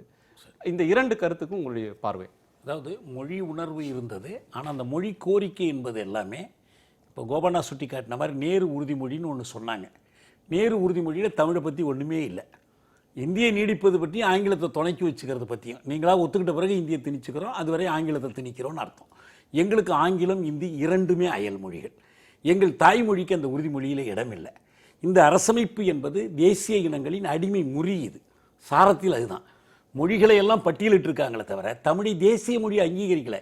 எதுவுமே தேசிய மொழி இல்லைங்கிறது வேறு செய்தி. ஆனால் எங்கள் மொழி ஒரு தேசிய மொழி, நாங்கள் ஒரு தேசிய இனம். இந்த ஸ்டேட் ஹூடுங்கிறது அதோட தொடர்புடையது. அதுதான் மீண்டும் எந்த மொழியுமே தேசிய மொழியாக இல்லாத போது தமிழை மட்டும் தேசிய மொழியாக இல்லை இல்லை. ஆனால் எல்லா மொழியும் ஒன்றா இல்லையே. ஒரு மொழி ஆட்சி மொழியாக இருக்கு, ஒரு மொழி ஆளும் மொழியாக இருக்கு. தேசிய மொழின்னு பேர் கொடுக்கலையே தவிர ஏன் என்னுடைய மொழி ஆளும் மொழியாக இல்லை? நான் என் மொழியால் ஆளப்படவில்லை என்றால் அதனால் என்ன பயன்? வரலாற்றில் ஒரே ஒரு குறிப்பு சொல்கிறேன். காந்தியார் தென்னாப்பிரிக்காவில் இருந்து இந்தியா திரும்புகிற வழியில் பாரிஸில் ஏபி நிருபர் கேட்டார், எல்லா மொழி வழி பகுதிகளுக்கும் நீங்கள் சுதந்திரம் கேட்குறீங்க, எந்த அளவுக்குன்னு கேட்டார். as much as India needsன்னு சொன்னார். இந்தியாவுக்கு எவ்வளவு விடுதலை தேவையோ அவ்வளவு விடுதலை மொழி வழி பகுதிகளுக்கு தேவைன்னு அவர் சொன்னார். ஆனால் அப்படியா இருக்கு உங்களுக்கு? அந்த மாதிரி இல்லையே. அந்த மாதிரி தமிழ்நாடுன்னு பேர் வந்துச்சு இல்லை. அப்போ நம்ம மொழிக்கு இடம் இல்லை என்றால் தமிழ்நாடுங்கிற பேரில் அர்த்தம் இல்லை, இந்த ஸ்டேட் கூடுங்கிறதுல அர்த்தம் இல்லை. ஏன்னா உயிரை எடுத்துட்டு வெறும் உடம்பு தான் மிச்சம் இருக்கும் உங்களுக்கு. அதனால தான் பயிற்று மொழி, ஆட்சி மொழி ஒவ்வொன்றுமே தடைப்பட்டு கிடக்குது, நீதிமொழி எல்லாமே தடைப்பட்டு கிடக்கு. என் மொழியால் நான் ஆளப்படவில்லை என்றால் நான் அடிமையாக இருக்கிறேன் என்று தான் பொருள். காந்தி சொன்னார்கள், அயல் ஆட்சியினுடைய மிகப்பெரிய தீங்கு நம்முடைய தாய்மொழி கல்வியை புறக்கணித்தது தான் சொன்னார். என் தாய்மொழி எல்லா நிலைகளிலும் பயிற்று மொழியா இல்லைன்னு சொன்னால் நான் இன்னொருத்தனுக்கு அடிமையாக இருக்கிறேன்னு தான் அர்த்தம். இது ஒன்று. இந்த நேரு உறுதிமொழி என்பதெல்லாம் ஆங்கிலம் இந்திக்குள்ளே இருக்கிற பிரச்சனையை தவிர, அதே போல் திராவிட இயக்கம் இதை எடுத்து வச்சு கொண்டு கூத்தாடினதெல்லாம் 2 அயல் மொழிகளில் எதுங்கிறதுக்காக தான், ஏன் தாய்மொழிக்காக இல்லை. இது ஒரு செய்தி மொழியை பொறுத்த வரைக்கும். அதனால் அந்த அடிமை நிலை நீடிக்கிறது. அடுத்து நீங்கள் என்ன சொல்றீங்க, தேசிய கட்சிகள்ங்கிறீங்க. இந்திய அளவில் இருக்கிற கட்சிகளை தேசிய கட்சிகள்னும், இந்த தமிழ் தேசிய இனம் என்ற அடிப்படையில் இருக்கிற கட்சிகளை பிராந்திய கட்சிகளாக வச்சிருக்கிறீங்க. சரி இருக்கட்டும், அப்படியே இருக்கட்டும். ஏன்னா தொலைக்காட்சியில் கூட வட்டார ஒளிபரப்புனா தமிழ் ஒளிபரப்பாகவும், தேசிய ஒளிபரப்புனா இந்திய ஆங்கில ஒளிபரப்பாகவும் இருக்குது. அப்படி தான் இந்த தேசியம் இருக்குது. இருந்துட்டு போட்டோம், பரவாயில்ல. ஆனால் நான் என்ன கேட்குறேன்னா, நீங்கள் சொல்லக்கூடிய தேசிய கட்சிகளுக்கும் இந்த வட்டார அல்லது மாநில கட்சிகள், அது திராவிட கட்சிகளாகவே இருக்கட்டும், இரண்டுக்கும் இடையில் அரசியல், பொருளியல், கொள்கையில் என்ன வேறுபாடு இருக்கு? காங்கிரஸ் கொள்கை கொண்ட திராவிட கட்சியாக திமுகவும், அதே கொள்கை கொண்ட இன்னொரு கட்சியாக அதிமுகவும் இருக்கிறாங்க. இவர்களுக்கு இப்போ இன்னைக்கு கலைஞர் ஒரு அறிக்கை கொடுக்குறாரு இந்த மொழி வழி மாநில அமைப்பு பற்றி. ஆனால் என்ன அடுத்த கட்டத்துக்கு போல, இதன் மூலமாக நாம் என்ன அடுத்து போகணும்? இது முழுமை அடையலைங்கிறத பற்றி கவலை இல்லையே, இதோட திருப்தி அடைவதா என்ன? இப்போ இந்த திராவிட கட்சிகளுடைய ஆட்சியில் எந்த அளவுக்கு தமிழ் மொழி ஆட்சி மொழியாக்கி இருக்கிறாங்க, எந்த அளவுக்கு தமிழுக்கு இடம் தேடி இருக்கிறாங்க. டெல்லியில் அமைச்சரவையில் உட்கார்ந்த போது கூட டில்லி அரசாங்கத்தில் இந்திய அரசமைப்பு சட்டத்தினுடைய 17வது பகுதியை கொளுத்தி கொளுத்தி போராடினாங்களே, அந்த 17வது பகுதியில் ஒரு வார்த்தையை மாற்ற முடிந்ததா இவர்களால? அப்ப என்ன அர்த்தம்? பதவிக்காக இந்த மொழி சார்ந்த கொள்கைகளை கைவிட்டு விட்டு மொழியை உதட்டளவு கொள்கையை வைத்துக் கொண்டார்கள் என்பதுதான காரணம். அதனாலதான் இந்த நன்மை எதுவுமே நமக்கு கிடைக்கல. இந்த நாடு சுதந்திரம் பெற்ற பிறகு காங்கிரஸ் ஆட்சி 1967 வரைக்கும், 1920களிலிருந்து 37 வரைக்கும் 17 ஆண்டு காலம் நீதி கட்சி இங்கே ஆண்டுது. 37லிருந்து 67 வரைக்கும் காங்கிரஸ் ஆட்சி செய்தது. 67லிருந்து திராவிட இயக்கங்கள் ஆட்சி செய்யும். இந்த 3 இது இருக்குது. இப்போது நீங்கள் பார்க்குறப்போ ஆரம்ப காலத்தில் இந்த நாட்டின் முதலமைச்சராக காமராஜர் 9½ ஆண்டு காலம் தமிழ்நாட்டின் பொற்காலம். நீங்கள் அதுபோல் ஒரு ஆட்சி இன்றைக்கு பின்னாலே இருக்கிறவங்க யாருமே செய்ய முடியாத அளவுக்கு மிகப்பெரிய வளர்ச்சி, நீர்ப்பாசன திட்டங்கள், கல்வி நிலையங்கள், இலவச கல்வி, இலவச மதிய உணவு, தொழிற்சாலைகள், மின்சார திட்டங்கள், நெய்வேலி, அதே போல் திருவெரும்பூர், இப்படி பல தொழிற்சாலைகள், பல வளர்ச்சி. ஒவ்வொரு அதாவது நீங்கள் சேர சோழ பாண்டியர் காலத்தில் பார்க்காத அதிசயங்களெல்லாம் பெருந்தலைவர் காமராஜர் ஆட்சியில் நடப்பதாக தந்தை பெரியார் நற்சான்றிதழ் கொடுத்திருக்கிறார். அதனால் இந்த தமிழ்நாடு உருப்படணும்னா உன்னை காமராஜரை 10 ஆண்டுகள் கெட்டியாக பிடித்து கொள்ளுங்கள்னு காரைக்குடியில் தந்தை பெரியார் பேசியிருக்கார். ஆக அந்த ஆட்சி, ஏன்னா இந்த மண்ணை நேசித்தவர்கள், விடுதலைக்காக போரிட்டவர்கள் முதலமைச்சராக வந்ததும் அங்கே சி. சுப்பிரமணியம், பக்தவச்சலம் போன்ற நிர்வாக திறமை மிக்கவர்கள் 1956 ஆட்சி மொழியாக தமிழை கொண்டு வந்தோம். பள்ளிக்கூடங்களில் தமிழை அரங்கேற்றினோம். நான் கேட்கிறேன், இன்றைக்கி 1967க்கு முந்தி ஒரு பள்ளியிலையோ கல்லூரியிலோ படித்த ஒருவரையும், பின்னால் 67க்கு பின்பு ஒருத்தர் படித்தையும் கொடுத்து ஒரு வெள்ளை காகிதம் கொடுத்து நீங்கள் தமிழில் எழுத சொல்லுங்கள், பிழையெல்லாம் எழுத சொல்லுங்கள். 67க்கு பின்பு படித்த ஒரு மாணவனையும் முன்பு படித்தவனையும் ஆற்றலை ஒப்பிடுங்க.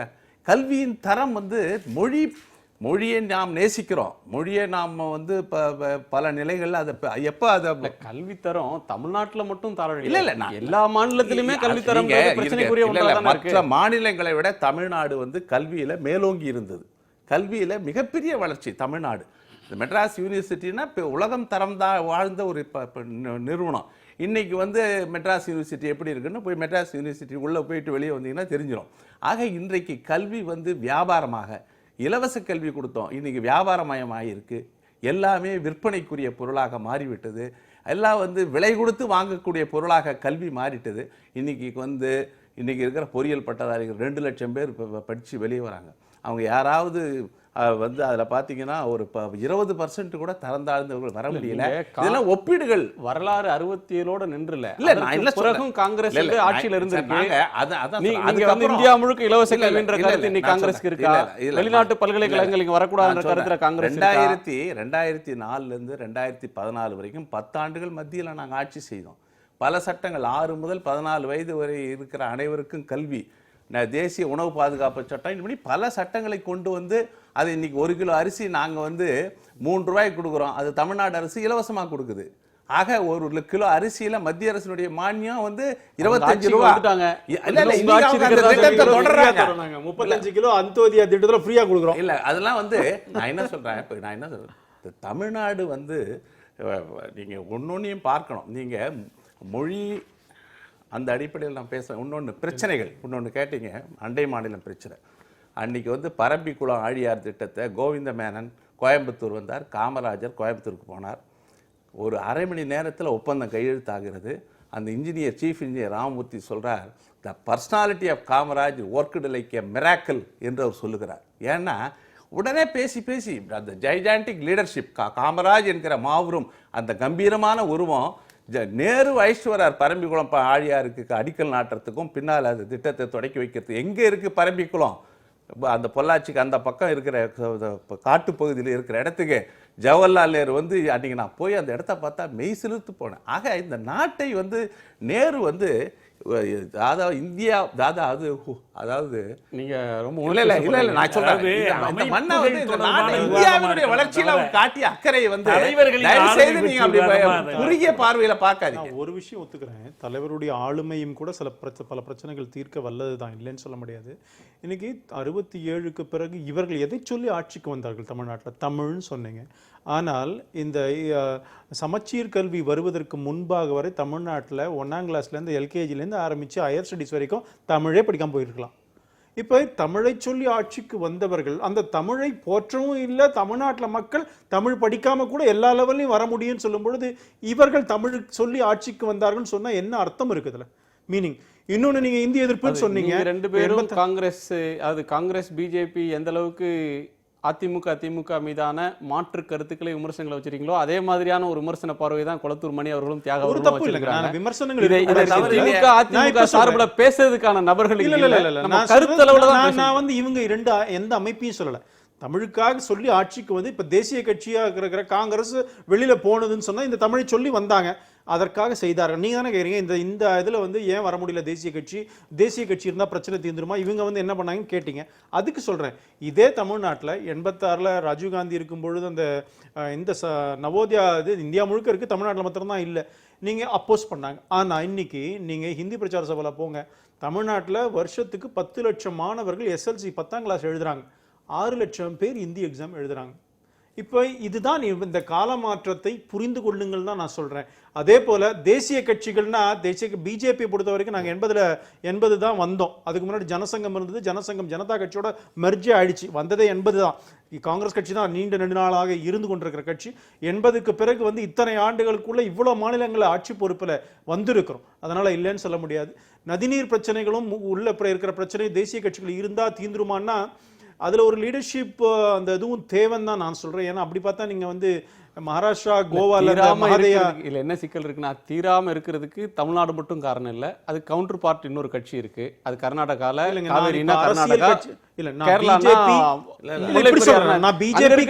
தேசிய கட்சிகள் தான். நான் உதாரணம் சொல்றேன், பிஜேபி, காங்கிரஸ் ஆர் டிஎம்கே இல்லாம நான் சொல்றேன், இந்த பிரச்சனைகள் தேசிய கட்சிகள் இருக்கிற மாநிலங்கள்லயும் இருக்கு. மகாதேயால பாத்தீங்கன்னா கோவா, மகாராஷ்டிரா, கர்நாடகா அங்கெல்லாம் பிஜேபி இருந்திருக்குது, காங்கிரஸ் இருந்திருக்குது. 2 மாநில கட்சிகள் இருந்த பிரச்சனை ஒன்று தீர்ந்துருக்குது. NTR MGR உட்கார்ந்து கிருஷ்ணா வாட்டர் இங்க வந்திருக்குது. இப்படி இருக்கு உதாரணங்கள் 2 பக்கம் இருக்கு. இவர் சொன்னது போல காமராஜர் அவருடைய அந்த ஸ்டேச்சர் இருக்குல்ல, அதுவும் இப்ப செயல்பட்டு இருக்கிறது. எத்தனையோ விஷயங்கள் சொல்ல முடியும். அது பல நேரங்களில் சில தலைவர்களுடைய அந்த ஸ்டேச்சரை கூட பல குழப்பங்களை ஏற்படுத்தி கொளத்தூர் மணி காலம் மாறி இருக்கிறது, கால மாற்றத்தை புரிந்து கொள்ள வேண்டிய இடத்துல தமிழ்நாடு இருக்குது அப்படின்ற பார்வையை திரு ராகவன் முன்வைக்கிறார். காலம் மாறி இருக்கா? இல்லை, நீங்கள் வந்து தேசிய கட்சிகள் தொடர்ந்து இருந்திருந்தால் தமிழ்நாட்டு உரிமைகள், மாநில உரிமைகள் மீட்கப்பட்டிருக்குமான்னு கேட்டீங்க. அதற்கான பதில் இல்லை. ஏன்னா ரெண்டும் ஒரே தேசிய கட்சி இருந்தால் அந்த கட்சி ஆட்சியில் இருந்தால் வேணால் நடந்திருக்கும். வேறு வேறு கட்சிகள் இருக்கிற போது அந்த சிக்கல் தொடரத்தானே செய்யும். தேசிய கட்சி மாநில கட்சியெல்லாம் இல்லை. அதே மாதிரி காமராஜருடைய சாதனைகளை சொன்னார், ஏற்றுக்கொள்கிறோம். 37லேருந்து காங்கிரஸ் ஆட்சி இருந்து 54 காமராஜர் வந்தார்னா 17 ஆண்டு அவங்க, அதுக்கப்புறம் 10 ஆண்டு இவர் இருந்தார். ஒரு கொள்ளளவு உள்ள ஒரு பாத்திரம் 100 லிட்டர் பிடிக்கும்னா காமராஜர் 90 லிட்டர் ஊற்றிட்டாருன்னா 10 தான் ஊற்ற முடியும், அதுக்கு மேலே இருக்கவங்க. அப்படி கூட சொல்லலாம். வளர்ச்சி திட்டங்களை பொறுத்தவரை நான் பேசுவதெல்லாம் உரிமையை பற்றி பேசுகிறோம். நமக்குள்ள நதிநீர் உரிமையை பற்றி பேசுகிறோம், மொழி உரிமையை பற்றி பேசுகிறோம், எங்களுக்குள்ள வழிபாட்டு உரிமையை பற்றி பேசுகிறோம். அதற்கு மாநில அரசு அமைந்த பின்னாலும் எங்கள் மாநிலங்களுக்குன்னு சில கொள்கைகள் உண்டு, ஒரு கருத்துகள் உண்டு. இப்போ தமிழ்நாட்டை தவிர பழைய சென்னை மாகாணத்தை தவிர வேறு எந்த கோயிலில் வேணாலும் யார் வேணாலும் போய் கடவுளை தொட்டு வணங்கலாம். ஆனால் தமிழ்நாட்டில் மட்டும் முடியாது.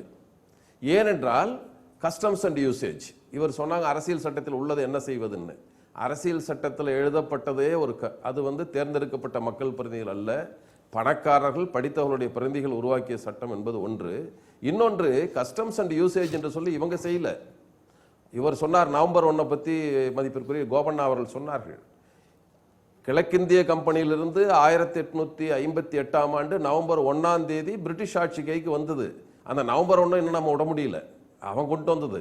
அன்றைக்கு ஒரு பிரகடனத்தை அந்த அரசி கொடுத்தால் அந்த பிரகடனத்தை சொன்னாங்க கஸ்டம்ஸ் அண்ட் யூசேஜ் பாதுகாக்கப்படும் என்று சொன்னார்கள். அவங்க சொல்லலை, இவங்க கேட்டு வாங்கியது. அப்போது விடுதலை போராட்டத்தில் முன்னணியில் இருந்த பணக்கார உயர்ஜாதி நகரத்தை சார்ந்த ஆண்கள் கேட்டு வாங்கியது தான் இதெல்லாம். அப்படித்தான் பார்க்கணும். அப்போ அதில் நான் கேட்க வருவது, தமிழ்நாட்டுக்குன்னு சில கலாச்சாரம் உண்டு, சில பண்பாடுகள் உண்டு. அவர் ராஜாஜி அவர்கள் கூட இதை பற்றி மொழிவழி மாநிலங்களை பற்றி பேசும்போது ஒரு கருத்து சொன்னார். வட இந்திய மாநிலங்கள்லாம் சேர்ந்து ஒரு ஃபெடரேஷன், தென்னிந்திய மாநிலங்கள்லாம் ஒரு ஃபெடரேஷன், இரண்டும் சேர்ந்து ஒரு கான்ஃபெடரேஷன் சம வாக்குரிமையோடு, அவர்களுக்கு குறைந்த அதிகாரம் என்றெல்லாம் ஒரு கருத்தை சொன்னார். காரணம் நமக்குள்ள கலாச்சார வேறுபாடு. அதில் ஒன்றை சொல்ல விரும்புகிறேன். எங்கள் மாணவர்கள் அகில இந்திய தேர்வு ஏதேனும் ஒன்றை எழுத வேண்டும் என்றால் நான் அந்நிய மொழியில் தான் எழுத வேண்டும். அது ஆங்கிலமாக இருக்கலாம், இந்தியாக இருக்கலாம். இந்தி பேசுகிற மாநிலத்தை சார்ந்தவர்கள் தங்கள் தாய்மொழியில் எழுதலாம். அப்புறம் எப்படி சம போட்டியாக இருக்கும்? தேசிய அளவில் எல்லா போட்டியும் வரும், பொது நுழைவுத் தேர்வு வர வேண்டும் என்று சொல்லுகிறார்கள். ஆனால் எங்களுக்கான வாய்ப்பு பணி வாய்ப்புக்காகட்டும், பணி வாய்ப்புக்கு எழுதினாலும் இந்திய அளவிலான தேர்வுகளை நான் என்னுடைய அந்நிய மொழியில் தான் எங்கள் தமிழ்நாட்டு மாணவன் எழுதணும், அல்லது இந்தி பேசாத மாநிலத்து மாணவன் எழுதணும். ஆனால் இந்தி பேசும் மாணவர்கள் தங்கள் தாய்மொழியில் எழுதுவார்கள். அதற்கு ஏதாவது தீர்வு காணப்பட்டிருக்கிறதா? சரி, எங்களுடைய தமிழ்நாட்டை பொறுத்தவரை எங்களுக்கு எங்கள் திருமூலர் சொன்னதெல்லாம் யார் பூஜை பண்ணணும்னா அந்த மக்கள் தான் செய்ய வேண்டும். எங்களுடைய தொல்காப்பியர் சொல்றதெல்லாம் அர்ச்சகருக்கு பார்ப்பனர்களுக்கான உரிமையாக சொல்ல, பார்ப்பனர்களுக்கெல்லாம் வேற வேலை, 6 வேலை வேற வேலை சொல்றாரு. அப்போ எங்கள் கலாச்சாரம், எங்களுடைய ஔவையார் சொன்னது யார் ஆட்சி பண்ணா சூத்திரர்கள் தான் ஆட்சி பண்ணணும், அவங்க தான் வழிநடக்கு துணையுமாவான், மக்களுக்கு அந்த உரிய நடவடிக்கை எடுப்பான்னு சொன்னாங்க. இப்போ ஒவ்வொரு துறையிலும் அது வழிபாடாக இருந்தாலும் சரி, மொழி உரிமை என்னுடைய தேர்வு எழுதுகிற நேரங்களிலும் சரி, வேலை தேடுகிற போதும் சரி, என் கல்விக்காக போகிற போதும் சரி, மாநில உரிமை பறிக்கப்பட்டது. அதை மேலும் மேலும் இப்போது புரிந்து கொள்கிறோம். இப்போது மறுவான வரித்துறை போன்ற மத்திய அரசு வேலைகளுக்கு வட்டார அளவில் முதல்ல மாநில அளவில் உள்ள 3 மாநிலங்கள் சேர்ந்த அளவில் போட்டிகள் நடந்தன. இப்போ இந்திய அளவில் கொண்டு வந்து விட்டார்கள். இப்போ கடந்த சில ஆண்டுகளாக தமிழ்நாட்டில் இருக்கிற மத்திய அரசு பணிகளுக்கு தமிழர்கள் எடுப்பது என்பது 2-1 விழுக்காடு தான் வருகிறார்கள். ஒட்டுமொத்தமாக வட இந்திய வருகிறார்கள். அதுக்கு தேர்வு முறையில் எங்களுக்குள்ள மொழி உரிமை பறிக்கப்பட்டதுதான். தொடர்ந்து உரிமை பறிப்பு பட்டியல் இருக்கிற அத்தனை மொழியிலும் எழுதலாம் என்று சொல்லலாமே. தமிழ்நாட்டை சார்ந்தவர்கள் கடந்த காலங்களில் நிறைய நம்ம படிச்சிருக்கிறோம். ஐஏஎஸ் அதிகாரிகள், பெரிய பெரிய உயர் அதிகாரிகள்லாம் தமிழ்நாட்டை சார்ந்தவர்கள் இருந்தாங்கன்னு தானே படிச்சிருக்கிறோம். இப்போ உரிமைகள் வேண்டும், இல்லைன்னு சொல்லலை, நான் எல்லாமே கரெக்டாக நடந்துடுச்சுன்னு சொல்லலை. ஆனால் அதற்கான என்ன நாமளும் தானே செய்யணும். இப்போ தெலுங்கானா மாநிலம் பிரியக்கூடாதுன்னு சொல்லிட்டு ராஜசேகர் ரெட்டியோட பையன் ஜெகன் ரெட்டி எல்லாரையுமே பார்த்தார். வெஸ்ட் பெங்காலில் மம்தா பானர்ஜியை பார்த்தாரு, முலாயம் சிங்கை பார்த்தார், இங்கே முதலமைச்சரையும் பார்த்தார், கலைஞரையும் பார்த்தாரு. நாம் எத்தனை நாள் இப்படியே பேசிட்டு இருப்போம். நீங்கள் தேசிய நீரோட்டத்திலே வரமாட்டேங்கிறீங்க, யாரோடையும் நம்ம பேச மாட்டோம். ஆனா உட்கார்ந்துட்டு எல்லாம் வேணும்னு சொல்லும் பொழுது இன்னைக்கு நீங்க உங்களுக்கு நான் என்ன சொல்றேன், உங்களுக்கு தேசியம்ங்கிறதுல நம்பிக்கை இல்லை, இந்தியாங்கிற நம்பிக்கை இல்லாம இருக்கலாம். ஆனால் இன்றைக்கு இதுல நம்ம ஈடுபாடே இல்லாம நம்முடைய உரிமைகளை பெறுவதற்காக நாம என்ன செய்யறோம் சார்? நீங்க இந்த மொழிவாரி மாநிலங்கள் பேசும்பொழுது என்ன செய்யணும், எப்போ அது ரொம்ப அக்ரவேட் ஆச்சுன்னு சொன்னா பொட்டி ஸ்ரீராமுலு இறந்து போயிட்டார். அவர் வந்து 58 நாள் உண்ணாவிரதம் இருந்தார். அதுக்கப்புறம் தான் திரு கோபண்ணா அவர்கள் சொன்னது போல முதல்ல காந்திக்கும் திரு நேருக்கும் கொஞ்சம் டிஃபரன்சஸ் இருந்து கொண்டு வரலாம் கொஞ்சம் யோசிச்சாங்க. அவங்களுக்கு கொஞ்சம் ஒரு யோசனை இருந்தது தான், இது வரலாம், நல்லா இருக்குமா நல்லா இருக்குமான ஒரு எசிட்டேஷன் இருந்தது, வாஸ்தவம் தான். ஆனால் பொட்டி ஸ்ரீராமுலு அந்த உண்ணாவிரதத்தில் இறந்து போனதுக்கு அப்புறம் இது அக்ரவேட் ஆயிடுச்சு. அவங்களுக்கு வேற வழியே இல்லாம மாதிரி ஒரு முடிவெடுக்க வேண்டிய இதுக்கு நிலைமைக்கு தள்ளப்பட்டார்கள். அதுக்கப்புறம் இப்படி வந்தது. ஸோ அதனால நீங்க வந்து நாம இங்க என்ன செய்யறோங்கிறது முக்கியம். நீங்க எப்ப பார்த்தாலும் எல்லாத்தையும் எதிர்த்துட்டே இருப்பீங்க. யதார்த்தத்துல எது உரிமைகளுக்காக பெறுவதற்கான முயற்சி இல்லை, எதிர்ப்பதல்ல. எங்க மாணவன் மத்திய அரசு கல்லூரி இடம் பெறுவதற்கு, மத்திய அரசு வேலையை பெறுவதற்கு நாங்க என்ன செய்யணும்? இல்லை, இப்போ 2004லேருந்து 2010 ஆண்டு காலம் திராவிட முன்னேற்ற கழகம் காங்கிரஸ் பங்கேற்ற ஒரு கூட்டணி. தமிழ்நாட்டில் 11 அமைச்சர்கள், மத்திய அமைச்சர் தான். தமிழ்நாடு வளர்ந்ததா இல்லையா? 10 ஆண்டுகள். அந்த இன்னைக்கு 2014க்கு முந்தி தமிழ்நாட்டை நீங்கள் பார்த்தீங்கன்னா, அந்த வளர்ச்சி இன்னைக்கு பார்த்தீங்கன்னா, அதற்கு 2004க்கு முந்தி இருந்த தமிழகம் எப்படி இருந்தது, இந்த 10 ஆண்டுகளில் தமிழகம் வளர்ச்சி பெரிய அளவில் வளர்ச்சி அடைஞ்சிருக்கு. பல வந்து இப்போ இந்த நாடு வளர்ச்சி அடைஞ்சிருக்கு. சில உரிமைகள் மறுக்கப்பட்டதுன்னு தோழர் சொல்கிறாங்க, அதை இப்போ சொல்லிட்டு வராங்க. அதுக்காக குரல் கொடுக்குறோம். பல நிலைகளில் அது வந்து கடந்த ஆட்சி காலங்களிலே அந்த குறைகள் திராவிட முன்னேற்ற கழகம் காங்கிரஸ் நாடாளுமன்றத்தில் 39 உறுப்பினர்கள் ஒருமித்த குரல் கொடுக்கும்போது மிகப்பெரிய உரிமைகளை நாம் பெற முடியும். அதாவது இன்னைக்கு வந்து அப்படிலாம் உதாசீனப்படுத்துகிற ஒரு நாடாளுமன்றம் இன்னைக்கு கிடையாது. ஒரு ஆளுங்கட்சி இன்னைக்கு பாரதிய ஜனதா கட்சிக்கு இன்னைக்கு அசூர பலம் இருக்கு. இருந்தாலும் 44 நாடாளுமன்ற உறுப்பினர்களை வைத்திருக்கிற காங்கிரஸ் மாநிலங்களவையில் அதிக உறுப்பினர்களை வைத்திருக்கிற காரணத்தினாலே இந்த அரசுக்கு எதிராக உரிமைகளை பறிப்பு நிகழ்ச்சியை சம்பவங்களை நாம் தடுக்க உரிமை பறிப்புன்றது அவங்க பார்வையா இருக்கு. கூட்டாட்சி வலுப்பெற்று வருகிறது. ஒரு ஒற்றை குரல் ஆதிக்கம் பண்ணிட முடியாது. மாநிலங்களை சார்ந்த மத்திய அரசு வந்து இப்போ இந்த 2014க்கு பிறகு அவர்கள் எண்ணிக்கை வந்து 283 333 உயர்ந்து விட்ட காரணத்தினாலே ஒருவேளை அந்த மாதிரி ஒரு நேரங்களில் மாநிலங்களில் சில திணிப்பு நடக்குது. அதாவது ஒற்றை ஆட்சி முறை மூலமாக மாநிலங்கள் உரிமையை பறிக்கப்படுது. நான் இல்லைன்னு சொல்ல. ஆனால் சமமான காலங்களில் மாநிலங்களில் 39 உறுப்பினர்கள், இன்றைக்கு அதிமுகவுக்கு 39 உறுப்பினர் இருக்காங்க. அவர்கள் நாடாளுமன்றத்தில் விழிப்புடன் பணியாற்றுவார்களே ஆனால் நமது உரிமைகளை பறிப்பதை தடுத்து நிறுத்த முடியும். ஈழப்போரின் போது 40 நாடாளுமன்ற உறுப்பினர்களும் நீங்கள் ஆயுதம் கொடுத்தா விலகுவோன்னாங்க. அதனால் ஒன்றும் தடுத்து நிறுத்திடலாம் முடியலை. அடிப்படையான முக்கியமான செய்தி, தலைவர்கள், தனிப்பட்ட தலைவர்கள், அவருடைய பெருமை ஆளுமை பற்றியெல்லாம் நான் விவாதத்துக்குள்ள அமைப்பு பற்றி தான் நம்ம பேசணும். இது எப்படி இருக்கிறது, உண்மையிலேயே மாநிலம் என்பது மாநில தகுதியோடு இருக்கிறதா, ஃபுல் ஸ்டேட் கோடு இருக்கான்னு. சில வளர்ச்சிகள் நன்மைகளே நடக்காமல் இருக்கிறது இல்லை. போராடி நடக்குது, அவங்க தயவுலையும் நடக்குது, எத்தனையோ நடக்குது. ஒன்றை மட்டும் நான் சொல்கிறேன். இப்போ தந்தை பெரியார் அவர்களை மேற்கோள் காட்டி சொன்னாங்க, காமராஜர் ஆட்சியை பற்றி சொன்னார்னு. அண்ணா வந்தபோது என்ன சொன்னார்? கலைஞருக்கு அவரே தன் சொந்த செலவில் சிலை வைத்தவர் தானே. ஆனால் அதே பெரியார் 73ஆம் ஆண்டு முத்துரங்கம் சாலையில் நடந்த கடைசி பொதுக்கூட்டத்தில் சொன்னார், இது எதுவுமே நடக்காது, தமிழ்நாடு தமிழருக்கே என்ற முழக்கத்திற்காக போராட முன்வருகிறவர்கள் பெயர் கொடுங்கள் என்பது அவருடைய கடைசி சொற்பொழிவே. அதைத்தான் நான் இன்னைக்கு சொல்றேன். தமிழ்நாடு அமைந்தது தமிழ்நாடு தமிழருக்கே என்ற முழுக்கம் எல்லா அம்சங்களிலும் நிறைவேறுகிற பொழுதுதான் இதனுடைய பலன் முழுமை பெறும். நவம்பர் 1 பலன் முழுமை பெறும். ராகுல், நிறைவு. என்னை பொறுத்த வரைக்கும் உரிமைகளை பெறுவது என்று சொல்லும் பொழுது மறுக்கப்பட்ட இன்னும் பெற வேண்டிய உரிமைகள் இருக்கிறது. அதற்கு வந்து நாம் வந்து சேர்ந்து போராடணும். சேர்ந்து போராடும் பொழுது தான் அதை பெற முடியுமே தவிர தனி தமிழ்நாடு, தனி நாடு இப்படின்னு பேசுவதனால ஒரு பலனும் இல்லை. மக்களுடைய ஆதரவும் கூட அதற்கு கிடைக்காது. ஆனால் பொதுவாக இந்தியா முழுக்க பார்த்தீங்கன்னு சொன்னால் தமிழ்நாடு கம்பேரிட்டிவ்லி நல்ல வளர்ச்சியை தான் பெற்றிருக்கிறது தான் சொல்லுவேன். இல்லை, இப்போது இந்த நவம்பர் 1 இப்போ வந்து நம்ம சென்னை மாகாணத்திலிருந்து ஆந்திரா பிரிந்தது, ஆந்திராவிலிருந்து தெலுங்கானா பிரிந்தது. அவர்கள் ஏற்கனவே ஒரு 50 ஆண்டுகளாக வந்து நவம்பர் 1 அவங்க கொண்டாடிட்டு வந்தாங்க. இப்போ ஜூன் 8க்கு போயிட்டாங்க ஆந்திரா. ஏன்னா அவர்கள் புதிய மாநிலம். இப்போ நம்ம வந்து ஏன் இவ்வளோ வருஷமாக 60 வருஷமாக அது ஒரு பெரிய கர்நாடகா கொண்டாடுகிறப்போ, ஆந்திர பிரதேசம் மாநிலம் கொண்டாடுறப்போனா அவர்கள் புதிதாக உருவானவர்கள், நாம் ஏற்கனவே இருக்கிறோம் சென்னை மாகாணம். அதனால் இங்கே கொண்டாட்டம் இல்லையே தவிர, இருந்தாலும் இன்றைக்கு 60 ஆண்டுகள் தமிழ்நாடு உருவாகி சென்னை மாகாணம் என்ற இதிலிருந்து இன்றைக்கி உருவானது வந்து ஒரு மகிழ்ச்சியான நிகழ்ச்சி. தமிழ்நாடு வளர்ச்சி அடைந்திருக்கிறது. பல உரிமைகள் மறுக்கப்பட்டாலும் அந்த உரிமைகளை பெறுவதற்கான வலிமை தமிழ்நாட்டுக்கு இருக்கிறது. தமிழ்நாட்டில் இருக்கிற நாடாளுமன்ற உறுப்பினர்களும் சட்டமன்ற உறுப்பினர்களும் தங்கள் பணியை ஆற்றுவார்களேயானால் இந்த உரிமை பருப்பெல்லாம் தடுத்து நிறுத்த முடியும். இன்றைக்கி வந்து அப்படியெல்லாம் ஒரு மத்திய அரசோ நாடாளுமன்றமோ செயல்பட்டு விட முடியாது. அது தடுப்பதற்கு அரசியல் கட்சிகள் விழிப்புடன் இருக்கணும். அந்த வகையில் இன்றைக்கி வந்து இந்த 1ஆம் தேதி என்பது ஒரு மகிழ்ச்சியான நாள். நாம் தமிழ்நாட்டை பார்க்குறப்போ மற்ற மாநிலங்களை ஒப்பிடுகிறப்போ தமிழ்நாடு ஒரு பெரிய வளர்ச்சி அடைஞ்சிருக்கு. அதற்கு அடித்தளமிட்ட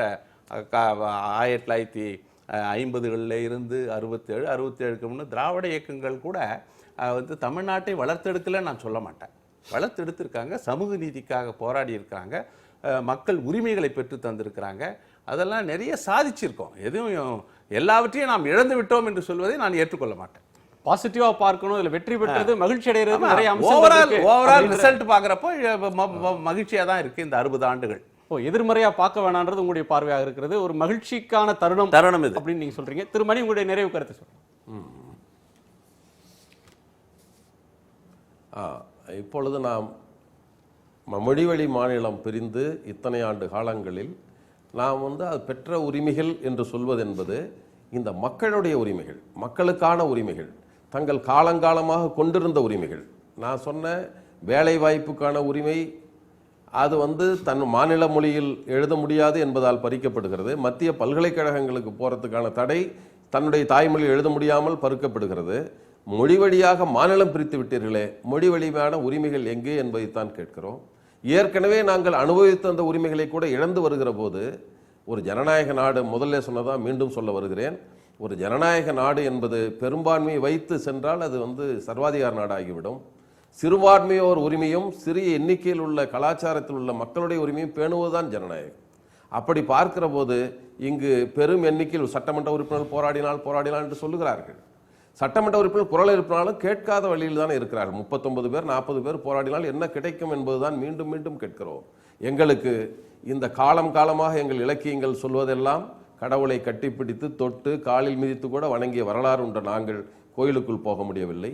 இந்த நாட்டில் அனைத்து பதவிகளும் இருக்க முடியும் என்ற நம்பிக்கையோடு எழுந்து வந்த எங்கள் இனம் மத்திய அரசு பணிகளில் விலக்கப்படுகிறோம், ஒதுக்கப்படுகிறோம், செல்ல முடியாமல் முழிக்கிறோம். உயர்கல்வி நிலையங்களில் நாங்கள் அனுமதி பெற முடியாமல் நிலையிலே இருந்து கொண்டிருக்கிறோம். இதற்கான செயல் திட்டங்களில் குறைந்தபட்சம் தமிழ்நாட்டு மாணவர்கள் தங்கள் மத்திய அரசு வேலைகளுக்கும் கல்விக்கும் தாய்மொழி எழுதுவதற்கான உரிமை பெறுவதற்கு அவர்கள் மொழியில் சொல்லுகிற தேசிய கட்சியான காங்கிரசும் பாரதிய ஜனதா கட்சியும் தமிழ்நாட்டிலாவது குரல் கொடுக்க வேண்டும் என்பதுதான் இந்த 60 ஆண்டு கழித்து நாங்கள் கற்றதும் பெற்ற அறிவுமாக இருக்கிறது. 60 ஆண்டுகள்ல மகிழ்ச்சி அடைகிறதுக்கும் கொண்டாடுறதுக்கும் எதுவுமே இல்லை அப்படின்ற முடிவுக்கு வந்துட்டீங்களா திருமணி? ஆமா, நிச்சயமாக இல்லை என்று சொல்லுகிறோம்.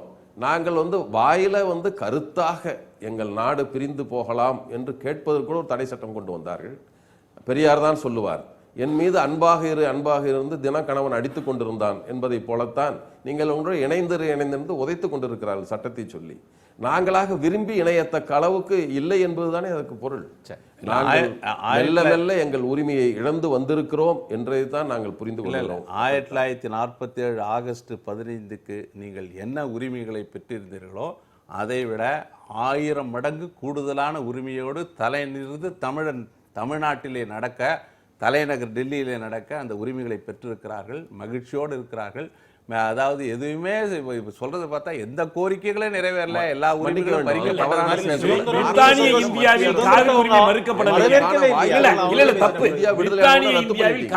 மறுக்கப்படவில்லை.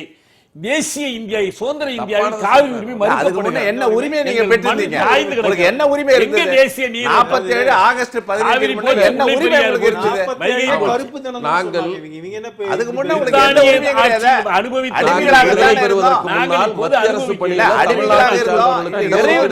நிறைவு தருணத்துல வந்து நிறைய வாக்குவாதம் வருது, நிறைய கேள்விகளும் எதிர்கேள்விகளும் வருகின்றன. எல்லாம் கடைசியில பஸ்ட் ஆயிட்டோம். சொல்ல வேண்டியது ஒரு கருத்தை நான் மன்னிக்க வேண்டும், ஒரு கருத்தை நான் பதிவு செய்தாக வேண்டும். மத்திய அரசு 50வது முதல் சட்ட திருத்தத்தில் எங்களுக்கான இடஒதுக்கீடு பழையபடி வாங்கி கொடுத்தா சொன்னார். அப்படிலாம் வாங்கி கொடுக்கல. 100 இடங்களும் பிரித்த முறை போய் பெர்சன்டேஜ் என்பது அப்புறம் வந்தது. அது முதல்ல அப்படி இழுக்கவில்லை. மத்திய அரசு பணிகளில் நாங்கள் ஏற்கனவே 47க்கு முன்னால் மத்திய அரசு பணிகளும் தமிழ்நாட்டை சார்ந்தவர்களுக்கு மட்டும், சென்னை மாகாணத்துக்கு மட்டும் சிறப்பு உரிமை இருந்தது மத்திய அரசு பணிகள். திரும்ப நாங்கள் 93 தான் பெற்றோம், 60 ஆண்டுகள் கழித்து தான் பெற்றோம், பெரும் போராட்டத்திற்கு பின்னால். முத்தையா அது முதலியார் ஒரு வந்து எண்ணிக்கையில் பெறவில்லை. பத்திரப்பதிவுத்துறையில எனவே மட்டும்தான் விடுதலை பெற்ற சமூக நீதியை இந்தியாவில் பெற்று தந்தார். அல்லது மொழிவழி மாநிலம் அமைந்த பின்னாலும் நாங்கள் இழந்திருக்கிறோம். சரி, ஆழமான கருத்துக்களை நீங்க விதைச்சிருக்கீங்க. இந்த கருத்துக்கள் மேலும் விவாதத்துக்குரியவை. உங்களுடைய வருகைக்கும் கருத்து போயிருக்கும் நன்றி. மீண்டும் சந்திப்போம். நன்றி, வணக்கம்.